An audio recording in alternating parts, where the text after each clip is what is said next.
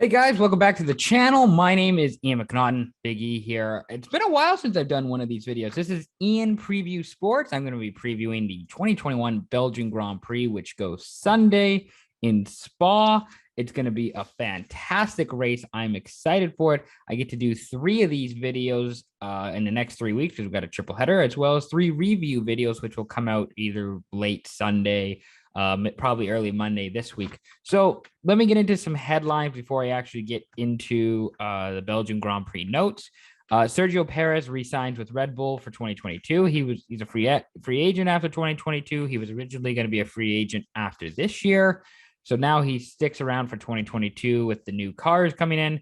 Verstappen is a free agent after 2023. So when there was concern about, the powertrain unit with Honda pulling out, now I think that concern is a little bit less mitigated because there was some concern that Verstappen would leave after 2023.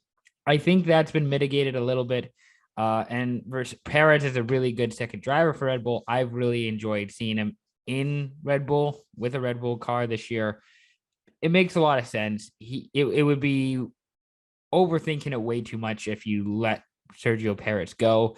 He's currently 5th right now in the Drivers' Championship, which is about right. I mean, I don't think anybody at the beginning of the year thought that probably some people did. I was not expecting Lando Norris to have the real jump that he's had this year. We'll talk about him later on in the video. But Perez is 5th in the Drivers' Championship. He's got Red Bull up to 2nd in the Constructors' Championship. I'm really excited to see him back with Red Bull again next year. Should be really fun. Really glad to see that Red Bull gave him another year. Speaking of getting another year, Fernando Alonso, he is back with Alpine in 2022. The team picked up his 2nd-year option on his contract.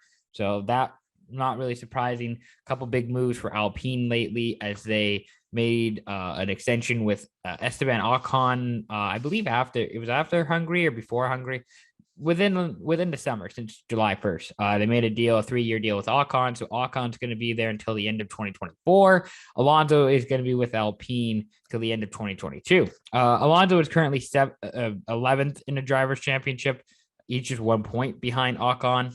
And then Alpine is 5th in the Constructors, 9 points up on AlphaTauri. So they've had a fairly successful year. I don't think it's been a great season. You can listen to my thoughts as well as special guests Justin Yip and Patrick Dean in episode 99 of the Speak Your Piece podcast. I would highly suggest you go check it out. You can check out the links to the podcast below in the description. But pretty much, it's been a good year. It hasn't been a great year. I'd say it's been a good year for Alpine. Alonso gives them some sort of concrete plan for next year, some sort of fallback safety net, shall you say, and we'll see.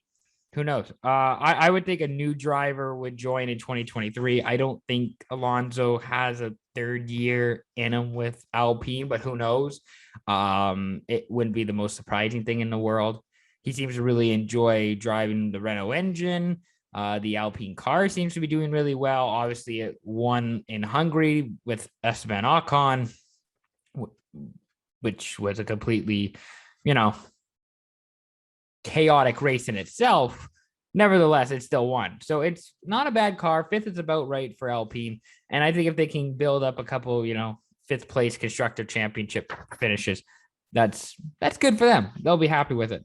So let's actually talk about the race itself in Belgium. The circuit, of course, it's the circuit, the Spa Francorchamps. I'm not great with French. I believe that's French. Francorchamps. Yep, that sounds right. At Stavelot in East Belgium. This is a course length I love. It's 7.004 kilometers. So the FIA, I remember, I think it was the F1 Chain Bear, who does YouTube videos as well. He was talking about track limits and, how big can the FIA, go with tracks, or what are the rules that the FAA allows for tracks for, how big, how small, how many drivers, et cetera, et cetera. Great video. I'd highly suggest you check it out. And the actual limit that the FIA has for Formula One is 7 kilometers for the length of, the course, the circuit. And they've grandfathered Spa in because Spa is 4,000 of a kilometer. I don't know what that is. I'm not great with metric, but 4,000 of a kilometer over the limit, but they still grandfathered it in. So that's awesome. There's going to be 20 turns, of course, in Spa, scheduled for 44 laps. We'll see how it goes. There is rain all projected all weekend. There's rain in qualifying today. Rain expected on Sunday, high of 13 degrees Celsius, wind at 14 kilometers. So it's going to be a wet weekend, to say the least, in Spa. I'm going to go over some recent history as well at Spa. So the last 5 race results, Lewis Hamilton won last year. He led all 44 laps in 2020. Charles Leclerc won in 2019 with Ferrari. Sebastian Vettel won in 2018 with Ferrari. Lewis Hamilton won in 2017 with Mercedes. And then Nico Rosberg won in 2016 with Mercedes. The last non-Merc/Ferrari driver to win the Belgian Grand Prix, get this, Daniel Ricciardo in 2014 with Red Bull Renault.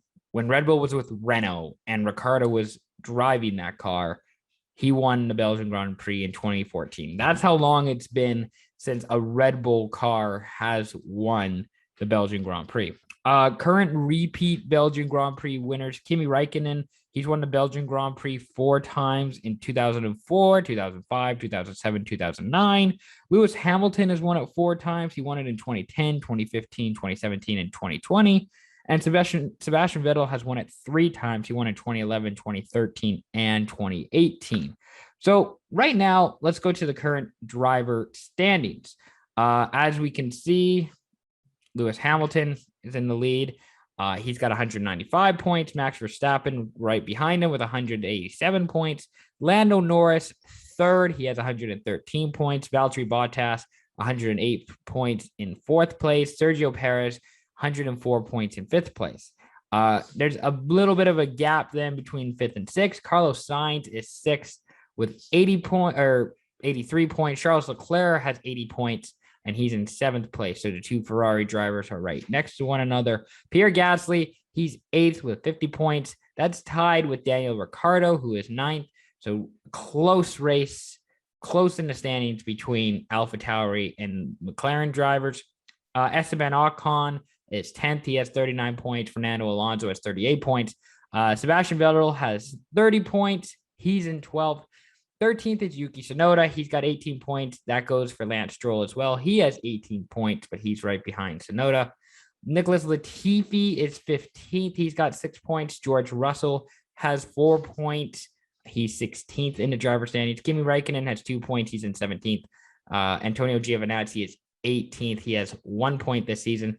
And then Schumacher and Mazepin, 19th and 20th in the Drivers' Championship.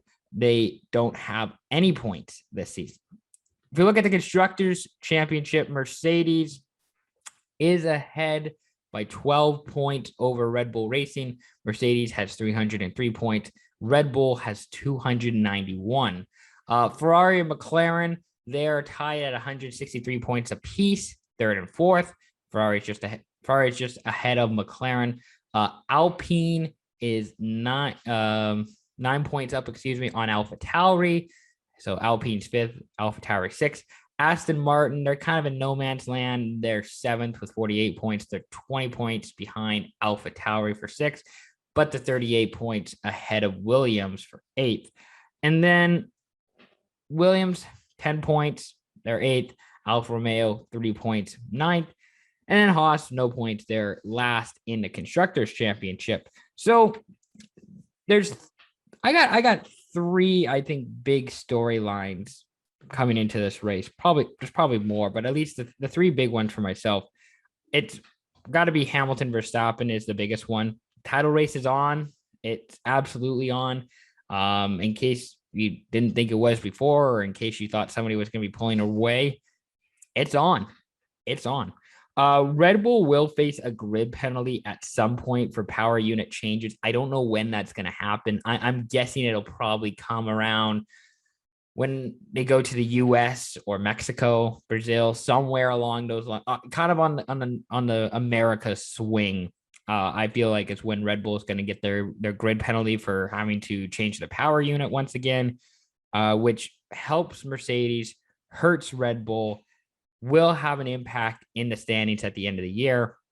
I don't know if Red Bull will have a big enough lead by then, if they will even have a lead. Who knows? Something to keep an eye on later on during the season. It won't impact this weekend, but later on in the weekend it will, or later on in the season. The other thing to keep an eye on, keep in mind, is if the Hamilton, Mercedes momentum can continue. Ever since Silverstone, when they upgraded their car, Mercedes has been on a roll, especially Lewis Hamilton. He is going to be on a roll, I feel like, this weekend. I feel like he's going to be motivated. He's going to be amped. He's going to be pumped. I think he'll feel a little bit of a chip on his shoulder because he thought he should have won in Hungary, and he didn't. He cost himself an opportunity to win in Hungary by not changing out of the intermediate tires onto dry tires. I feel like that's how he would think, is that he would, have a bit of a chip on his shoulder. It's not that he isn't happy with second. It's just he thought he could have got first place. That's all. The second storyline, McLaren versus Ferrari. The battle for third in the constructors. They're, again, currently tied at 163 points apiece. I think the key to this rivalry, this key driver in how the standings will play out, is Daniel Ricciardo. It's how he performs in the second half of the season. Again, currently 9th in the Drivers' Championship. That's too low. I know he's just getting used to the car. I know he's trying to figure out McLaren, and I know he's in the backup, like the second car compared to Lando Norris. I get that, but 9th is still a bit underwhelming. I want to see him closer to, the Sergio Perez's, the Bottas's, the Ferrari drivers. I want to see him closer to the Ferrari drivers. So my key to this weekend, he's starting 4th. So this weekend and for the rest of the season, how Daniel Ricciardo drives and how he races, that's going to be the key to the McLaren and Ferrari rivalry. I hope they all do well. I've had them all on my fantasy team. I've had Norris, Leclerc, Sainz, Ricciardo on my fantasy team all at some point this year. They're all really good drivers. They're all really exciting. They're all fairly young. So I hope they do well. I don't really have a rooting interest in McLaren versus Ferrari. I just hope that every team does well and everybody's, safe and healthy. The third thing, this kind of goes back to safe and healthy. The qualifying incident with Lando Norris. He had a bit of an incident going up Eau Rouge. Crashed into the wall, spun a million times. He brought out the red flag in qualifying, and pretty much that's partially why Russell is starting second. But it's weird because I don't know if I saw the W Series incident where like a whole bunch of cars pretty much crashed into one another going up Eau Rouge. Like at least half a dozen cars. So what I've heard is that Lewis Hamilton says that there is a significant bump going up Eau Rouge that is the difference right now. That is almost unavoidable, and it's going to hurt somebody. I don't know if they got it fixed. I don't know if they are going to get it fixed, but that is something to keep in mind on Sunday, is a bump going up Eau Rouge. I know there have been plenty of, I don't need to say, you can go and find out all the different incidents, even deaths, going up Eau Rouge. It's one of the scariest, dangerous parts of any racetrack in the world. And thankfully, Lando is okay. He's going to be racing on Sunday. It was scary to watch, but the track and the weather, it's going to be a big key to whoever wins, whoever manages to not crash on Sunday. I like Spa. It's one of my favorite tracks. I don't know if I don't know if it can be fixed. I don't know if you are able to fix it. It's Definitely a dangerous section. I know people love it. It's really tough because you're breaking tradition if you change that, section into something different. But we'll see. I just hope everybody, is safe, gets out alive, comes out of the race healthy on Sunday. But the track and Go Rouge is going to be a big storyline, I think, after tomorrow. Yeah, if we look at the grid on Sunday, Verstappen is on pole position. Russell starts 2, Hamilton is 3rd, Ricciardo is 4th, Vettel is 5th, Gasly 6th, Perez 7th, Ocon 8th, Norris 9th, Leclerc 10th, Latifi 11th, Sainz 12th, Bottas 13th, etc., etc. Listen, this is going to be a wide open race, especially if it's raining like it's projected to, especially if the circuit isn't 100% forgiving.